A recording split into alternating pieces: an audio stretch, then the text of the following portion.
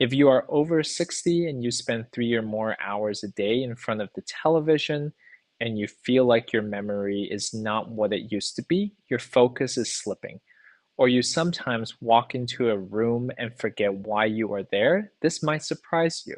It might not be just age. That TV time may literally be shrinking your gray matter, the thinking part of your brain. That sounds scary, does it not? But stay with me, because this is not a message of fear. It is a message of power. Once you understand what is happening in your brain, when you sit and watch TV for hours, you can start making simple changes to protect it. It is not too late to make a change, and the steps are much smaller and kinder than you might think. In this video, we are going to talk about what gray matter is, why long TV sessions are such a problem after 60 and what you can do about it. We will look at small daily habits that help you keep your brain sharper, your memory stronger, and your independence longer. By the end, you will have a simple plan to enjoy your favorite shows without sacrificing your brain. Before we jump in, if staying healthy, sharp, and independent matters to you, consider subscribing to this channel and turning on notifications. We share senior health tips that many doctors simply do not have time to explain. And I am curious, are you watching from the United States, the United Kingdom, Canada, or somewhere else in the world? Let me know in the comments where you are from. I love seeing how far our senior health community reaches. Let us start with a picture inside your head. Imagine your brain like a busy city. The gray matter is like the downtown area where all the important offices are. This is where your thinking, memory, decision making, and movement control are managed. When gray matter is healthy and dense, signals travel quickly, your thoughts feel clear, your reactions are sharp. When gray matter thins or shrinks, it is like buildings in that city closing down. Streets get quieter, traffic slows, and things do not work as smoothly. Researchers have been looking at how our daily habits affect that gray matter, and one habit keeps appearing on the list: long sitting in front of the television. In studies of adults, over 60 people who spend long periods sitting and watching TV or other passive screens have a higher risk of dementia than those who spend that same sitting time reading, using a computer, or doing something mentally active. It is not just about memory tests either. Brain scans have shown that people who watch a lot of TV, especially 3.5 hours or more per day, tend to have smaller volumes of deep gray matter years later, even when they are physically active at other times. And one large study of people over 50 found that watching more than about 3.5 hours of TV a day was linked with a decline in memory for words and language over the following years. Another analysis of older adults suggests that less than 3 hours of TV a day is the safer zone for brain health, while 4 hours or more clearly increases the risk of cognitive decline. So when we say 3 hours a day may be shrinking your gray matter, we are not just being dramatic. There is real science behind that warning.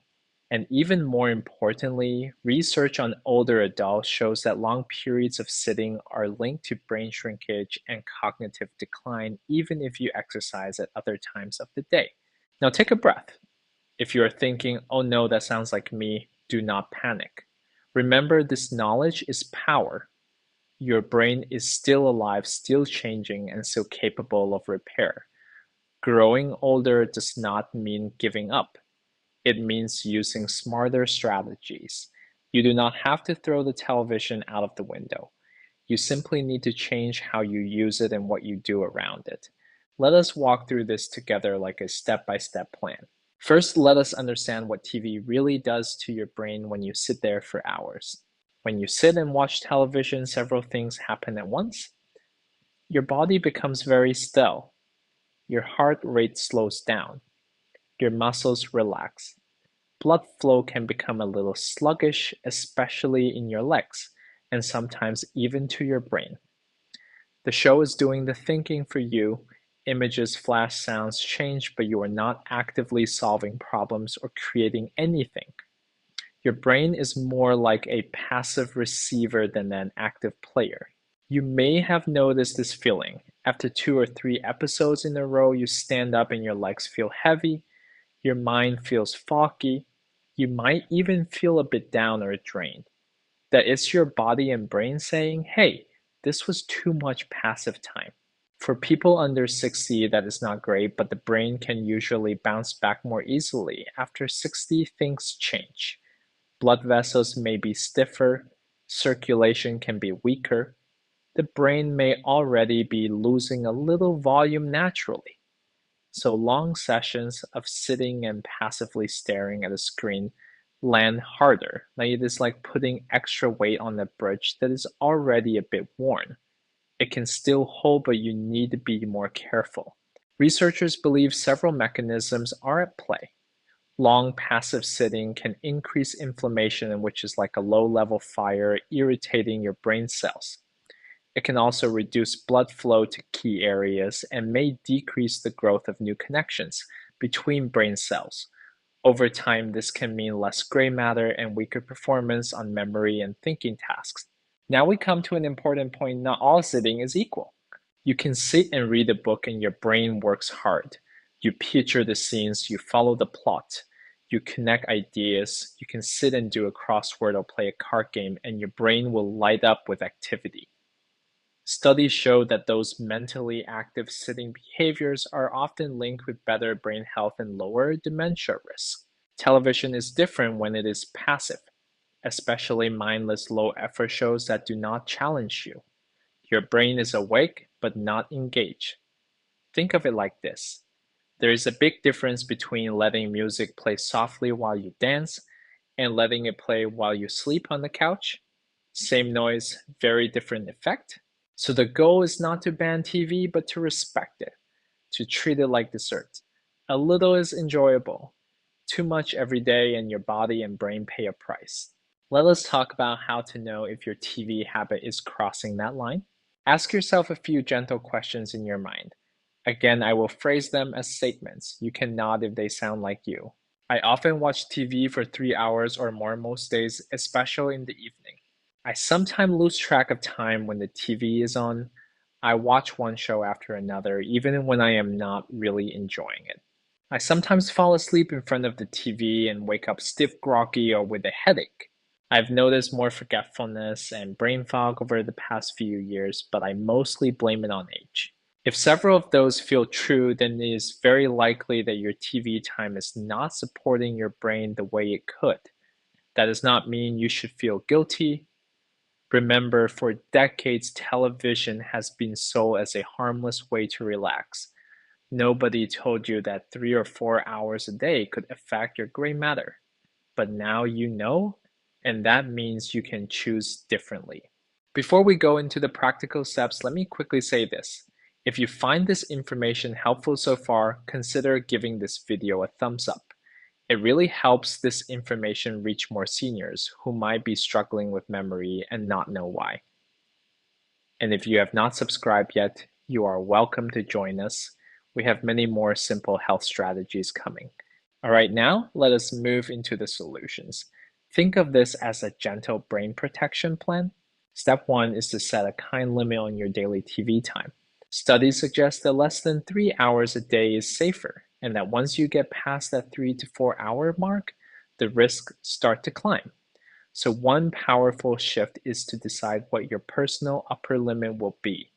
Maybe it is 2 hours a day, maybe 2.5. The exact number can be flexible, but you want to move below that 3 hour danger zone in a way that feels doable for you. You do not need to change overnight. If you currently watch 5 hours a day, cutting down to 2 might feel impossible. Start by shaving off 30 minutes. For example, you might decide that instead of turning the TV on at 5 in the evening, you will wait until 5:30, or you will turn it off 30 minutes earlier than usual. That alone is a strong first move. You can also choose your TV time on purpose. Pick 1 or 2 shows you truly enjoy, or find uplifting and plan your evening around them. Once they are done, the TV goes off. no mindless channel surfing, no letting the autoplay keep running. You might even say out loud to yourself, I'm choosing to protect my brain and my future memory by turning this off now. It sounds simple, but your brain listens to the promises you make to yourself. Step two is to build movement into your TV time so your body and brain never stay too still for long. One of the biggest problems with television is that you remain frozen in one position, often on a soft couch or recliner. That stiffness in your hips and legs, that ache in your knees when you stand up, that is the price of being still. But the good news is you can break that stillness without quitting TV.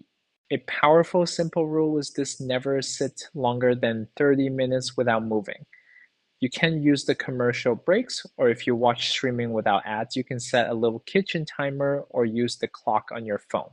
Every 20 to 30 minutes, stand up. March in place for 60 seconds. Roll your shoulders, gently twist your torso, flex and point your ankles. If you can walk to the kitchen and back, or simply walk around the room.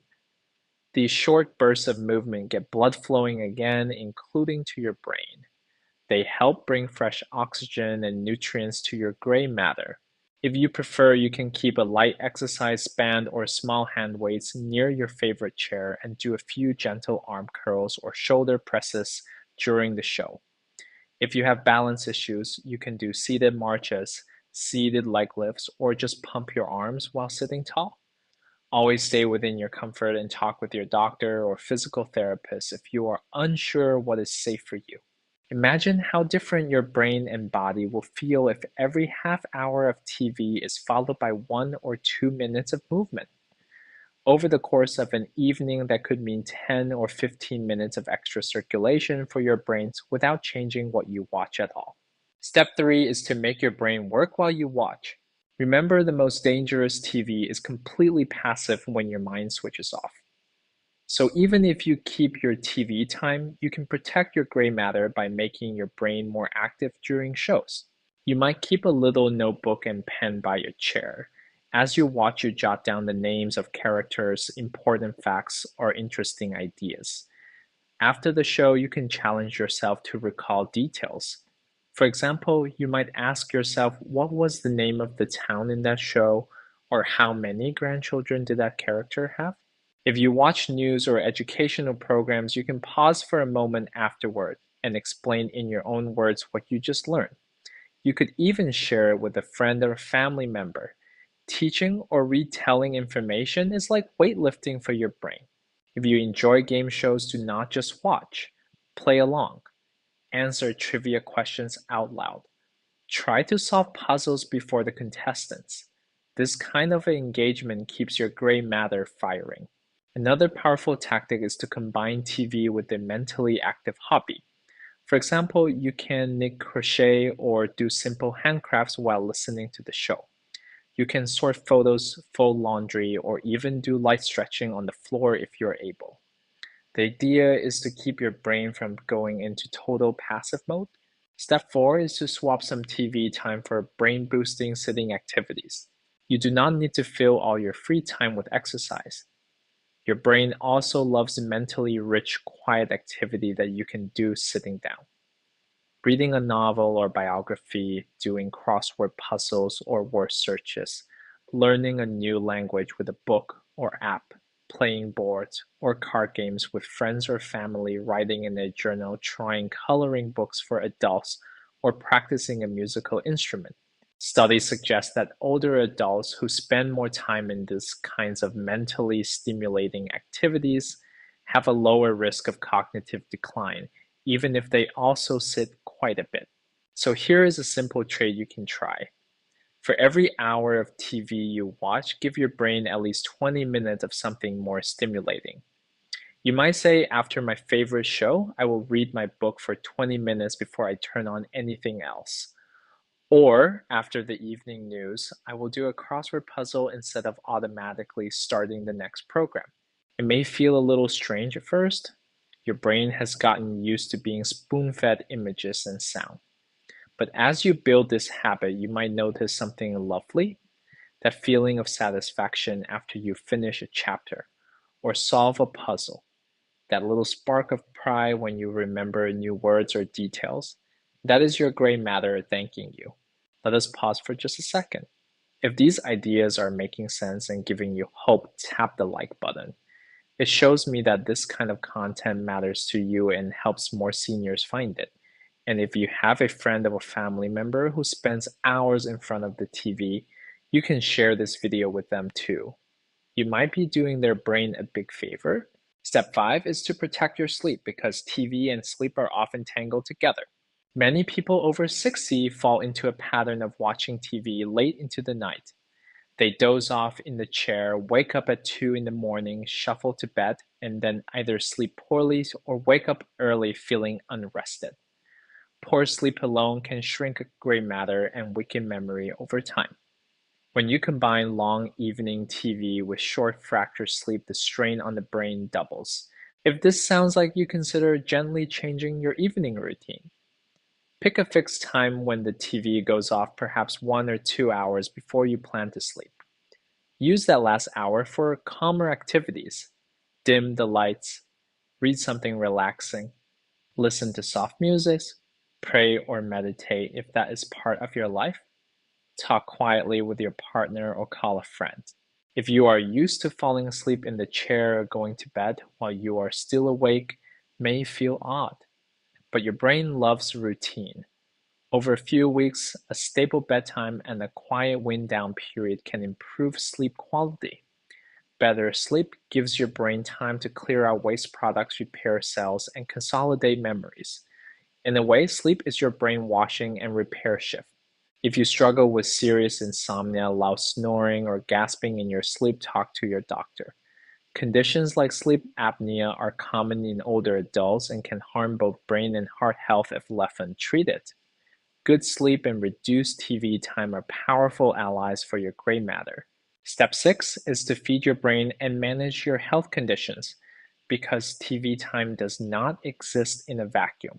High blood pressure, diabetes, high cholesterol, smoking, and obesity all harm the blood vessels that feed your brain. When those vessels are already under stress, long periods of inactivity, like extended TV sessions, can make things worse. On the other hand, when you manage those conditions well and eat in a way that supports your brain, then you give yourself a stronger foundation. Your brain loves a diet rich in colorful vegetables, leafy greens, berries, beans, whole grains, fish, olive oil, and nuts. Many experts recommend something close to the Mediterranean style of eating, which has been linked to better brain health. Try small steps. Add a handful of berries to your breakfast. Swap white bread for a whole grain version. Include fish once or twice a week. Use olive oil instead of butter when you can. It also helps to stay hydrated. Even mild dehydration can make you feel more confused or tired. Keep a glass or bottle of water near your favorite chair and sip during your shows, not just coffee or sugary drinks. And of course, keep up with your regular medical appointments. Ask your doctor how your blood pressure, blood sugar, and cholesterol are doing. Ask if your medications might cause drowsiness that leads you to spend more time in front of the TV. Never change or stop medication on your own, but do look at the whole picture of your habits and health together. Step 7 is to bring other people into your life, not just faces on the screen. Television can sometimes become a comfort when we feel lonely. After 60, it is common to lose friends, a spouse, or daily routines like going to work. The house can feel quiet. The television fills that silence. It makes sense. But loneliness itself is a risk factor for cognitive decline. Your brain is a social organ. It thrives when you interact, laugh, and share stories with real people. Try in whatever way is possible for you to swap some TV time for human connection. That could mean calling a friend instead of watching a rerun, joining a local senior group or class, attending community events, religious services, or hobby clubs, playing cards or dominoes with neighbors, even chatting with the cashier at the store or with family members online can give your brain a lift. If mobility is an issue, ask about transportation services for seniors or look for virtual groups and classes you can join from home.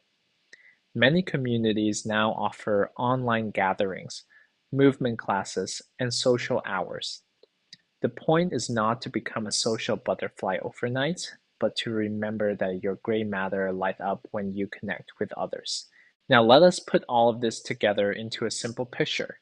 Imagine two versions of your evening. In the first version, you turn the TV on at 5 in the evening and it stays on until 11 at night.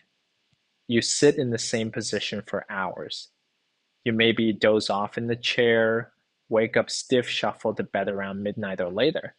You wake up the next day feeling foggy, your legs hurt when you get up, and your memory feels a bit dull. In the second version, you turn the TV on at 7 after a light walk or some gentle stretching. You watch one or two chosen shows with short movement breaks every 20 or 30 minutes. You keep a little notepad and jot down interesting parts. After your show, you turn the TV off and read a chapter of a book or do a puzzle. You go to bed at a steady time, sleep better, and wake up clearer. Over weeks and months, that second pattern is like sending water and fertilizer to a garden. Your gray matter city stays busier and more alive. It might feel unsettling right now to realize how much time you have spent in front of the TV over the years. But I want you to hear this clearly. You have not failed. You are doing what almost everyone has been told is normal. Now, though, you have new information, and that means you can make new choices. Your brain is capable of change at any age.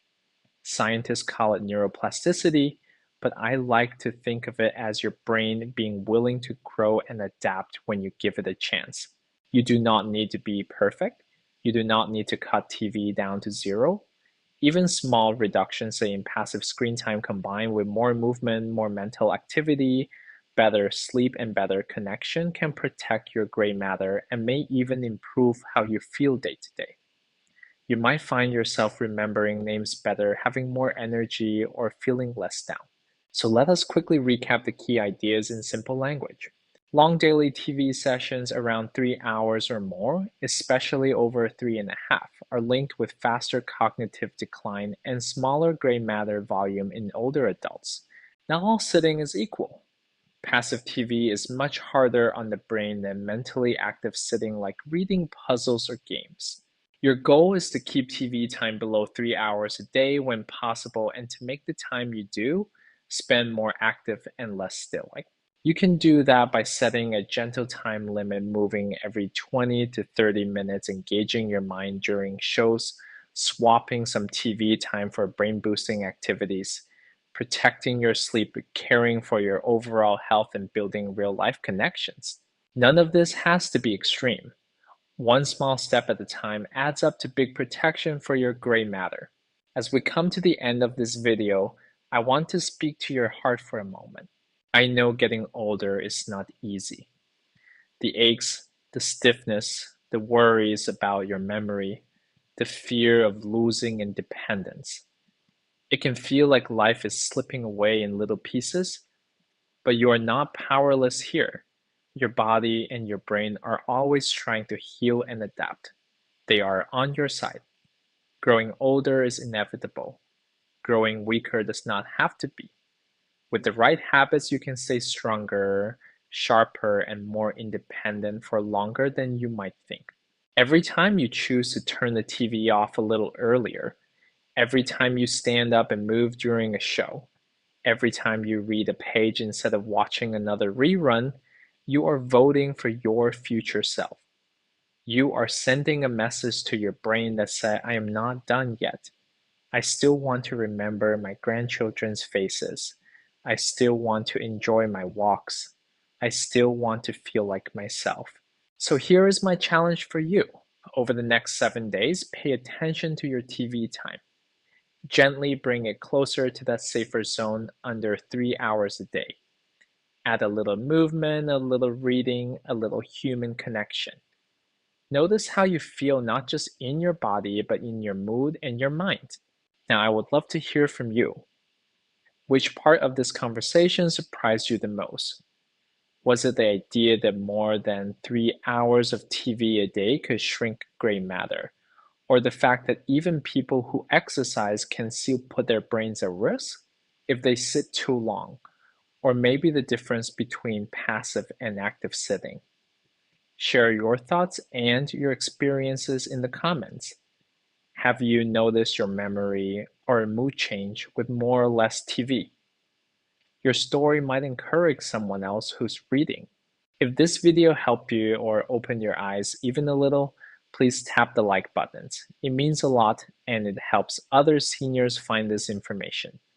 And if you have not already, subscribe and turn on notifications so you do not miss future videos on how to stay strong, sharp, and independent in your golden years.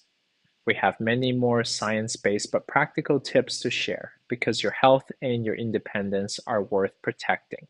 If you are still with me and you are determined to take better care of your brain from today on, type the number 1 in the comments. If you are unsure or you disagree with something, you can type 0 and tell me why. All respectful voices are welcome here, and I read as many comments as I can. Thank you for spending this time with me today. Remember, you're not too old and it is not too late. Each small choice you make now is shaping the brain you will live with in the years ahead. Stay strong, stay curious, and keep taking those small steps for your health. They add up to giant strides in your freedom